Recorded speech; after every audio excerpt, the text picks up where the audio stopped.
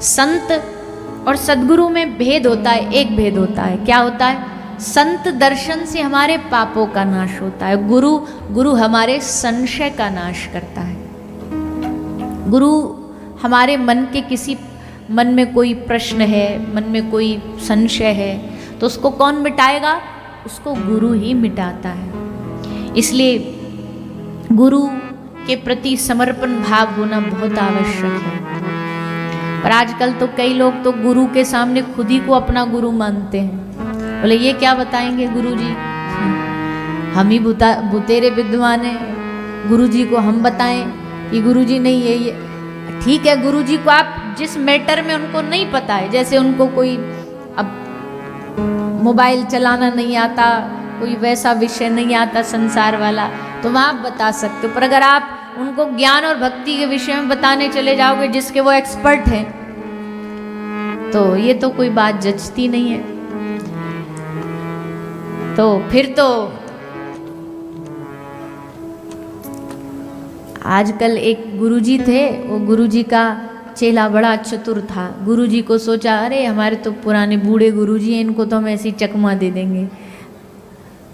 गुरुजी बोले कि बेटा भगवान, पहले तो 2-3 बात और भी कही, सुनता, सुन करके अनसुना कर देता कभी कभी तो, और कभी कभी सुन जाता तो उसके नए नए बहाने खोज देता। गुरुजी बोले बेटा रात हो रही है, जरा देखो तो कुछ आवाज़ आ रही है बाहर, जोर जोर से बारिश की सी आवाज़ आ रही है, जरा देखो बाहर बारिश हुई है क्या? तो बोला अरे गुरुजी आधी रात को आपको हम ही मिले परेशान करने के लिए, बारिश देखने की जाने की जरूरत ही क्या है? बाहर से अभी अभी ये बिल्ली आई है, हाथ फेर के देख लो, गीली है तो बारिश हो रही होगी। गुरुजी बोले अच्छा। गुरुजी बोले बेटा रात हो गई है, दिया बुझा दे, दीपक को बुझा दे। बोला अरे गुरुजी फिर आप ठंड में हमको बाहर निकलवा रहे हो, बुझाने की क्या जरूरत है, आंख बंद कर लो, दिया अपने आप बुझ जाएगा। गुरुजी बोले ये बात भी ठीक है। फिर बोले बेटा चल कम से कम उठ के दरवाजा तो लगा दे। तो बोला अरे गुरुजी 2 काम हमने कर दिए, 1 काम आप खुद उठ के नहीं कर सकते। फिर सुबह हुई तो गुरुजी बोले बेटा, बहुत सारे शिष्य खड़े थे, बोले भैया कोई जा कर के तुलसी ले आओ। तुलसी ने थोड़ी दूर लगी थी, वहाँ जाना पड़ता, तो चेला बोला बचना है तो एक ही तरीका है। वो गुरुजी तुलसी कैसी होती है तुलसी? अच्छा हमने तो कभी देखी नहीं, तो हमें तो पता नहीं कैसी होती है तुलसी। अब वहीं दूसरा चेला खड़ा था, उसको पता था अब गुरुजी इस पे नहीं तो अब हम पे आएंगे कि बेटा तू ले आ। और गुरुजी ने वही कहा बेटा तू तो जानता है ना? बोला हाँ गुरुजी जानता हूँ, तुलसी वैसी ही तो होती है, उसके पत्ते ऐसे ही तो होते हैं जैसे केले के पत्ते होते हैं। गुरुजी बोले तुझको भी नहीं पता? बोले नहीं हमको भी नहीं पता।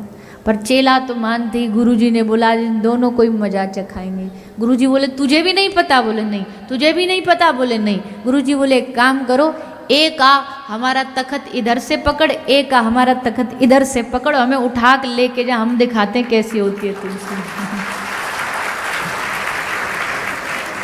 बचने के तुम पे 1000 बहाने हैं, लो हम दिखाते हैं तुलसी कैसे होती है। कभी भूल नहीं पाओगे तुलसी के पत्ते कैसे होते हैं।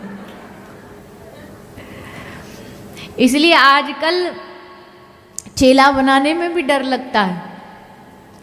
वास्तविक जो गुरु होते हैं उनको शिष्य बनाने में भी डर लगता है। बोले भैया पता नहीं क्या कब कौन सा कांड कर दें, चेला कोई भरोसा नहीं है। इसलिए वैसे तो भजन अपना तो कुछ होता ही नहीं है, और थोड़ा बहुत अगर 1-8% हो भी तो ये आते हैं और ये अपने पाप कर्म करके वो सब गुरु का भी सब धो देते हैं। इसलिए शिष्य बनना ये एक बहुत बड़ी जिम्मेदारी है। शिष्य बनना एक बहुत बड़ा दायित्व है, कर्तव्य है। पहली बात तो इसके लिए तैयारी करो, और जिनके गुरुपद प्राप्ति हो चुकी है वो अपने गुरु चरणों के आश्रित हो करके भगवत आश्रय लेना, उनका नाम स्मरण करना खूब आरंभ करो, खूब नाम जपो।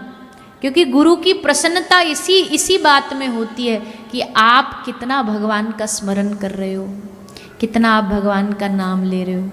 गुरु प्रसन्नता इसी में है। तो ऐसे गुरु, हरि की भक्ति नावरिया, हरि नाम पतवार।